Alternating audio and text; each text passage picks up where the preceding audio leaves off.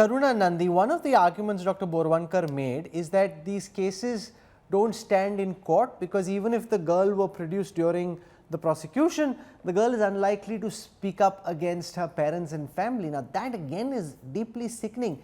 Your family sold you for as little as 1,70,000 rupees, and when the case goes to court, the girl still can't speak out against her family. She still comes under social and familial pressure. You're on mute, Karuna. I think there are two aspects here. The first is that don't blame the victim.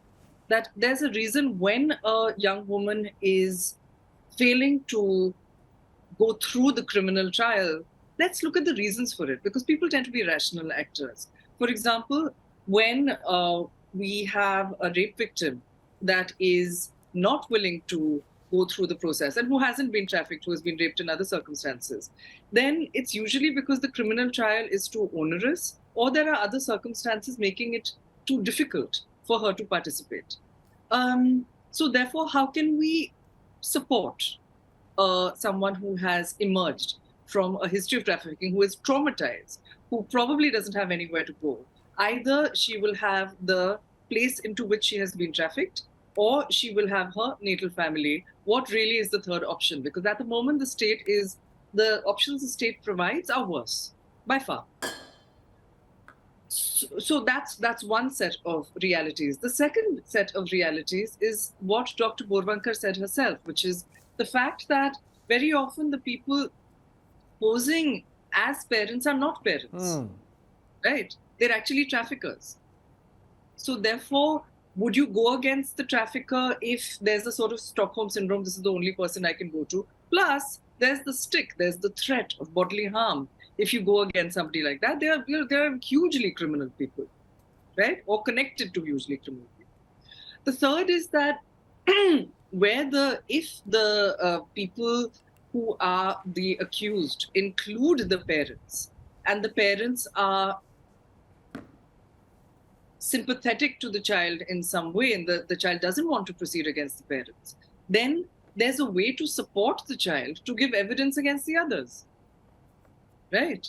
It's not an all or nothing situation. No, but Dr. Borwankar, where does the fault lie? In the law or in the implementation of the law? Because, for example, if you read the Immoral Traffic Prevention Act 1956, Section 5 deals with procuring, inducing, taking person for the sake of prostitution without their consent of a jail term of 7 to 14 years. Section 6 deals with detaining a person in the premises where prostitution is carried out for 10 years. There are enough laws. I don't think the absence of laws or lack of laws is the problem. The problem just seems to be the implementation of these laws, Dr. Borwankar. Absolutely, you are right. They are from the Constitution of India up to the POCSO Act of 2012.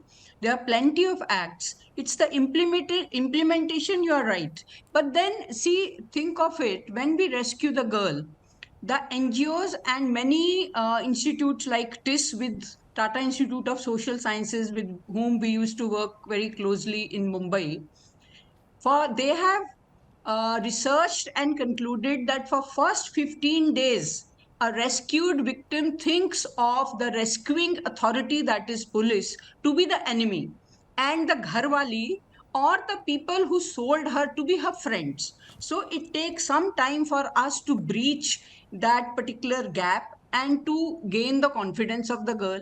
The trial after registering the case and after our having gained the confidence of the girl would be after 3 to 4 years. And we lose the girls in between these 3 to 4 years, where when either the parents come and they cry and they ask for sympathy, or these so-called gharwalis and these pimps come. And because another thing I feel we can strengthen these cases, because we don't appoint special prosecutors in these sensitive cases, so they get acquitted. IOs, investigating officers, are transferred. They are not traceable after 3-4 years. We trace the IOs, the case papers, and the stage itself. I feel if we have immediate trial in cases of human trafficking, and if we are careful in appointment of prosecutors and take help of NGOs, we would have much better conviction rate. Lalita Kumaramangalam, respond to this suggestion that, like when there is when there's a rape, in some cases you have day by day hearings, you have fast track trials. She's saying in the case of human trafficking, we should have the same. Is that feasible, or do you think if that happens in different kinds of cases, it overburdens an already overburdened legal system? Rahul, I've been saying for many years that the legal system needs an overhaul. Our courts are overburdened. Our jails are filled with under trials who, have horrible lives, especially the women, but even the men there. And unfortunately, neither the NCW nor the NCPCR really have enough powers to be able to take matters into their own hands. It all ends up again in the justice system, which is overburdened, understaffed, and many parts of which are very, very corrupt. We really need reforms both in the police and in the justice system. As has been pointed out by Dr. Borvankar, by Karuna, by everybody, it's impossible that the local, whether it's the panchayat leaders or the councillors, or I don't know, I'm afraid it may even be sometimes the MPs, though they will be up in arms for having me say this so frankly. But certainly the ASHA workers and the local, the Anganwadi workers, who are the ones who go from home to home, can't be unaware of this. It's a huge nexus. And I don't think it's going to be, we are going to be able to really deal with it effectively unless we use both disincentives and incentives. Like when the central government or the state government considers a particular panchayat or a particular a constituency, saying that this is a constituency that needs special attention, they should also look at issues like child trafficking. All we do is we look at the number of industries, the income, and this sort of thing. We need to look at other issues, social issues like child trafficking. And child trafficking, as you have shown earlier on in your program, the data shows that it's just going up, not going down. No, but that's the whole point, because there was a journalist of the Indian Express, Ashwani Sareen, in 1981, who bought a young girl, Kamla, in Dholpur, that was also in Rajasthan, and brought her to Delhi. That created a big shock. That was 40 years ago. Yes. And what is shocking, Jyoti Mathur, is that the same thing can happen today. That it was, Kamla in 1981. We haven't taken the names of any of these girls because that's not the right thing to do. But it could literally be Kamla 2023. It almost seems as if India, as far as selling girl children is concerned, hasn't changed, and it's the same neck of the woods here. Yes, I completely agree. And in fact, I would say that there are many more Kamlas that you have said, and our experience shows that we have rescued girls from brothels, especially from Rajasthan and Bihar. And it has been a very difficult journey, to bring them back to a normal life that we all live, because they have been sold at a very young age, and the stigma that they carry, their family is unwilling to take them back, their relatives, the society is unwilling to take them back.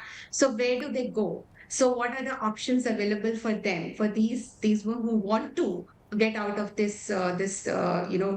from these brothels and these commercial sexual exploitation? Then what are the options available for them? We have to look at those so that the girls can come out. And we also need to look at the awareness of the law among the parents. There is actually no fear in them. If you see, they know whatever they're doing, they feel that nothing will happen to them, and they treat their daughters as commodities and just sell them for something like making a home. Why?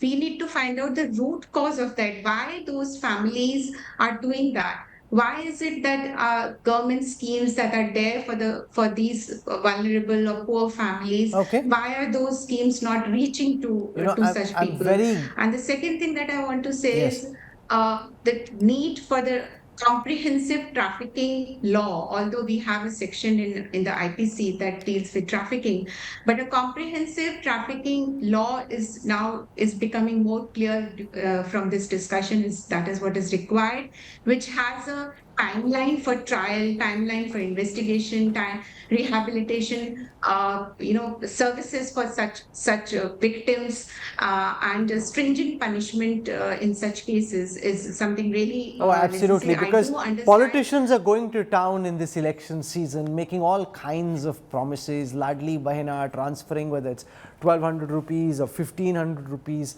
to the bank accounts of women, talking about selling LPG cheap.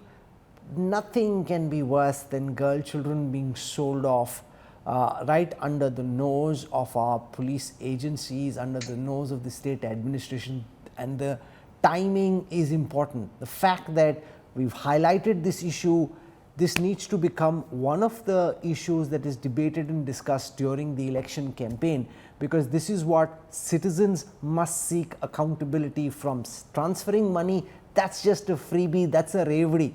These are real issues that real India is dealing with. This is what politicians must apply their minds on, and hopefully on the back of this big expose by the India Today group, attention will focus on this issue and some action will be taken, because we can't have a situation where what was happening in 1981 is getting repeated in the new Bharat of 2023. That's not going forward in time, that is staying where we were 40 years ago. Great travesty.